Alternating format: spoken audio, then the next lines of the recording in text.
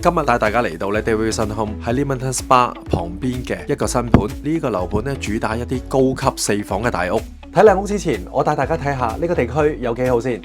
而家帶大家睇下咧20分鐘內嘅生活圈究竟係有啲乜先。而家我哋進入咗咧 Leamington Spa 呢個灘啦。呢一條大街咧應有盡有嘅，好多一啲連鎖嘅餐廳啊、服裝店啊、生活用品嘅鋪頭啊都有。呢個灘咧係比較有咧藝術氣息嘅，有好多唔同嘅畫廊、精品店、coffee shop， 你可以慢慢喺度欣賞下生活風氣啊，亦會見到好多人喺嗰啲 cafe 度睇書嘅。除咗小店之外咧，其實呢個區咧仲有啲商場可以俾大家咧去行下嘅。Leamington Spa 咧綠化嘅環境比較多嘅，有好多大型嘅公園啦，尤其是喺 River Lim 旁邊嘅大型公園。而家我哋率先睇咧3房 Townhouse Greenwood 呢個屋型。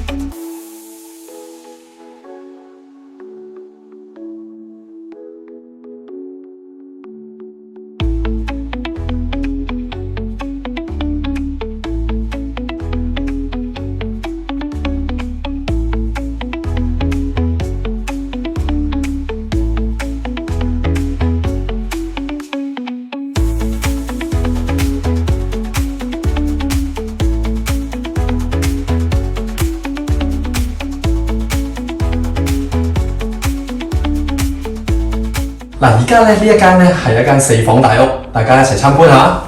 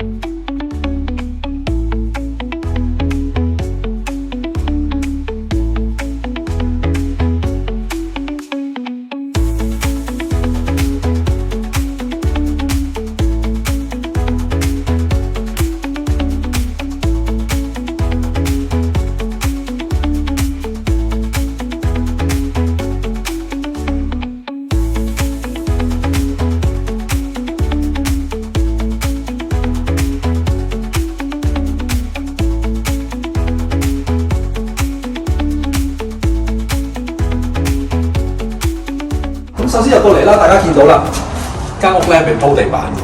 其實大家咧真係又可以選擇一個中意嘅地板顏色啊，或者材質啦。咁入到嚟呢度，咁啊首先有個客廁。呢個客廁咧有個特別嘅地方就係唔常見嘅，但係都會有出現過嘅新樓喺裏邊加咗一個房仔。咁啊呢個房仔咧可以放啲可能係WiFi 嘅 router 啊、啲插座啊。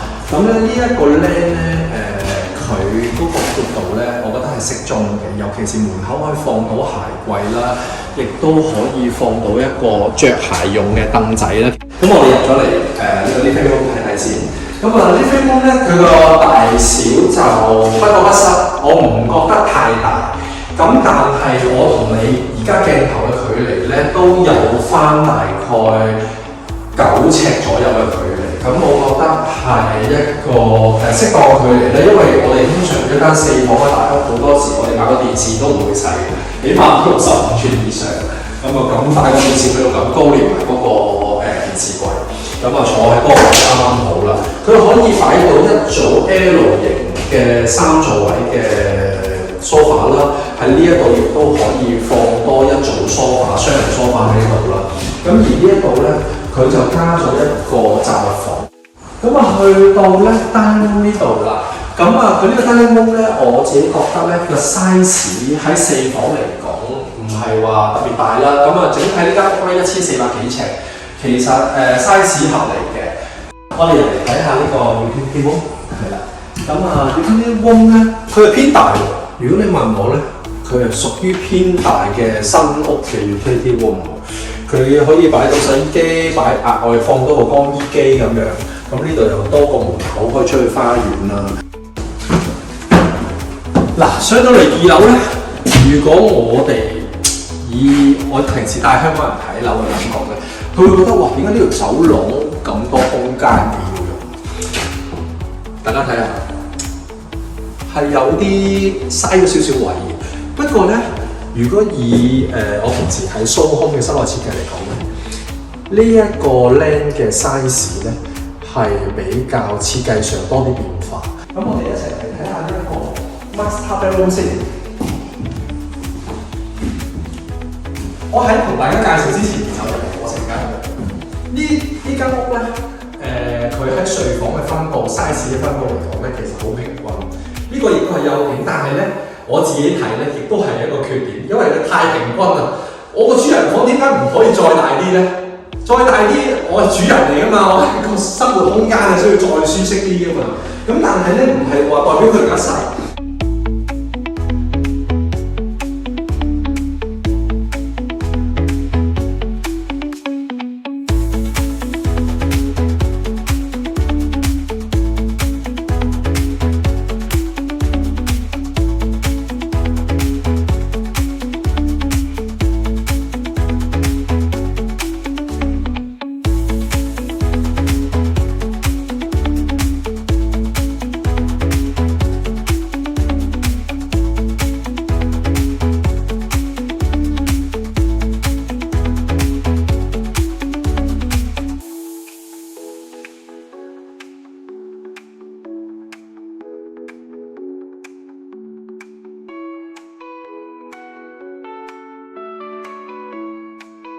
呢間房咧較為細少少嘅，雙人床我都擺到，咁但係要咁樣擺。